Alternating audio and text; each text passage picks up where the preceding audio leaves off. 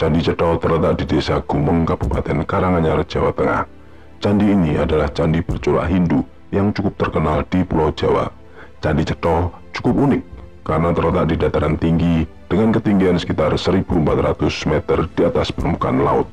Situs ini juga memiliki sejarah yang mirip dengan candi lainnya yang terletak tidak jauh, yakni Candi Sukuh. Kedua candi ini terletak di Kabupaten Karanganyar, Jawa Tengah. Artikel ini akan membahas secara detail tentang sejarah dari Candi Cetho, termasuk asal-usulnya, penemunya, dan keunikan arsitekturnya. Nama Candi Cetho diambil dari penyebutan masyarakat sekitar terhadap candi ini, di mana nama ini sebenarnya juga merupakan nama dusun tempat candi ini dibangun, yaitu Dusun Cetho. Dalam bahasa Jawa, Cetho memiliki arti jelas. Dinamakan Cetho karena bila Anda berada di Dusun Cetho, Anda bisa dengan jelas melihat pemandangan pegunungan di sekitar dusun ini. Pegunungan tersebut antara lain Gunung Merbabu, Gunung Lawu, dan Gunung Merapi, ditambah puncak Gunung Sindoro dan Gunung Sumbing.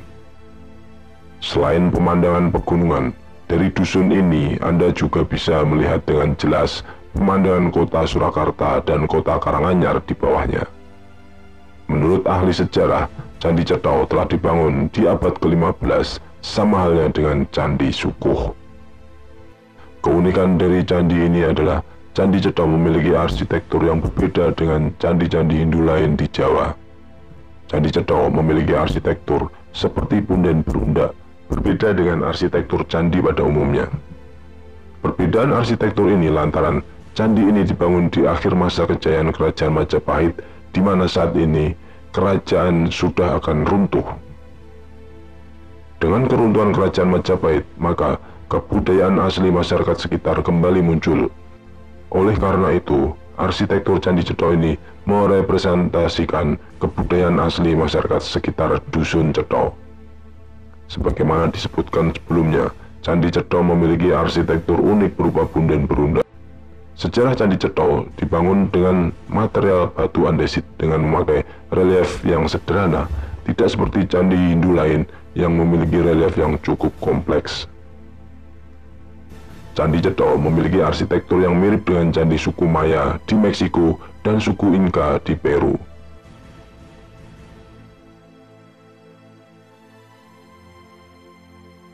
Patung yang terdapat di candi ini pun bila dilihat tidak mirip dengan orang Jawa, melainkan mirip dengan orang Sumeria atau Romawi. Keunikan arsitektur ini membuat perdebatan di antara para ahli sejarah tentang tahun dibuatnya candi ini. Melihat arsitekturnya, bisa jadi Candi Cetho telah dibuat jauh sebelum masa Kerajaan Majapahit. Bahan andesit yang digunakan di Candi Cetho ini berbeda dengan candi Hindu di masa Kerajaan Majapahit yang pada saat itu dibangun menggunakan bata merah. Sementara itu, relief yang ada di candi di zaman Kerajaan Majapahit juga lebih kompleks dan detail, berbeda dengan relief yang ditemukan di candi ini yang cenderung lebih sederhana dan sangat mudah dikenali. Pada awalnya, Candi Cetho memiliki 14 buah teras yang berundak yang berada di sepanjang barat ke timur candi. Namun, hanya tersisa 13 teras setelah penemuan kembali. Dan sayangnya lagi, setelah pemugaran hanya tersisa 9 teras yang kini dapat dilihat oleh para pengunjung candi. Di teras pertama Candi Cetho sebenarnya hanyalah sebuah halaman. Saat Anda berjalan ke arah teras satu ini, Anda akan melihat dua arca batu yang disebut Nyai Gemang Arun. Di dalam teras ini, Anda akan menemui gapura yang cukup besar dengan bentuk seperti candi pintar. Bentuknya seperti pura yang mungkin Anda temui di Pulau Bali. Sebelum mencapai teras 2, Anda akan melihat gapura dan tangga yang terbuat dari batu. Tepat di samping tangga ini terdapat dua arca yang disebut Nyai Agni. Sayangnya, salah satu arca Nyai Agni ini telah rusak. Layaknya teras 1, teras 2 ini juga memiliki bentuk seperti halaman. Bedanya, di bagian belakang teras 2, Anda bisa melihat hamparan batuan yang disusun untuk membentuk gambar burung. Susunan batu ini membentuk gambar burung Garuda yang sedang membentangkan sayap. Dalam agama Hindu, burung Garuda merupakan kendaraan Dewa Wisnu yang juga melambangkan dunia atas. Di ujung kedua sayap Garuda terbentuk sinar matahari. Sinar ini juga akan Anda temukan di bagian kepala burung Garuda.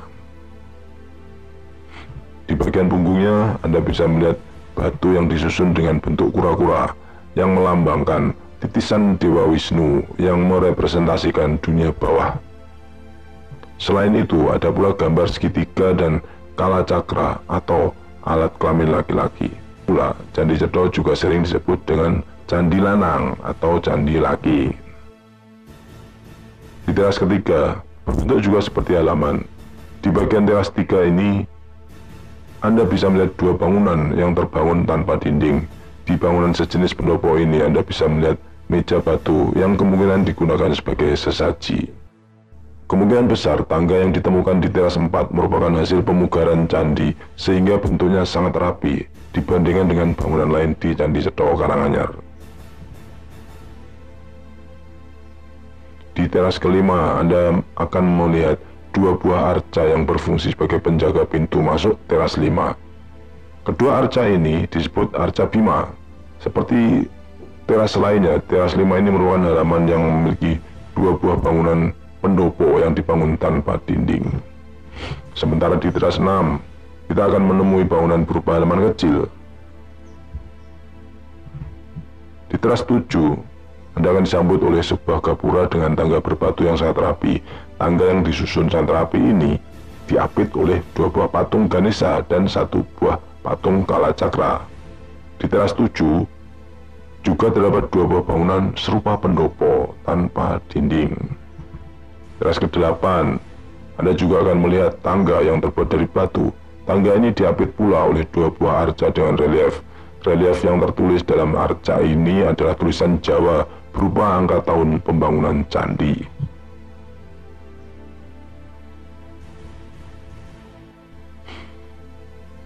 Di teras ke-9, Anda akan menemui dua buah bangunan yang menghadap ke arah timur.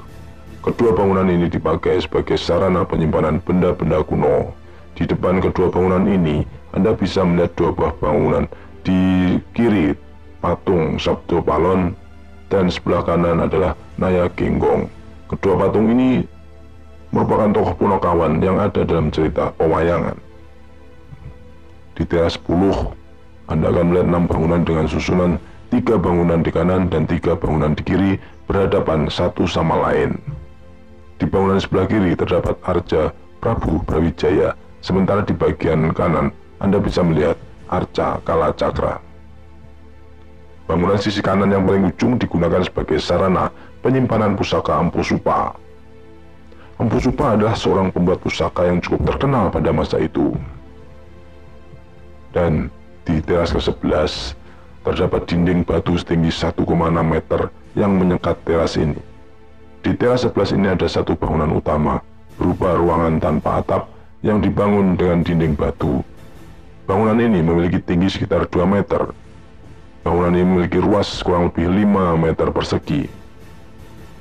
Bangunan ini merupakan bangunan yang relatif lebih tinggi dari bangunan lain di Candi Cetro Karanganyar. Bila Anda di atas area sebelah sini, maka Anda akan bisa melihat bangunan-bangunan lain di Candi Cetro yang letaknya lebih rendah dari teras 11 ini.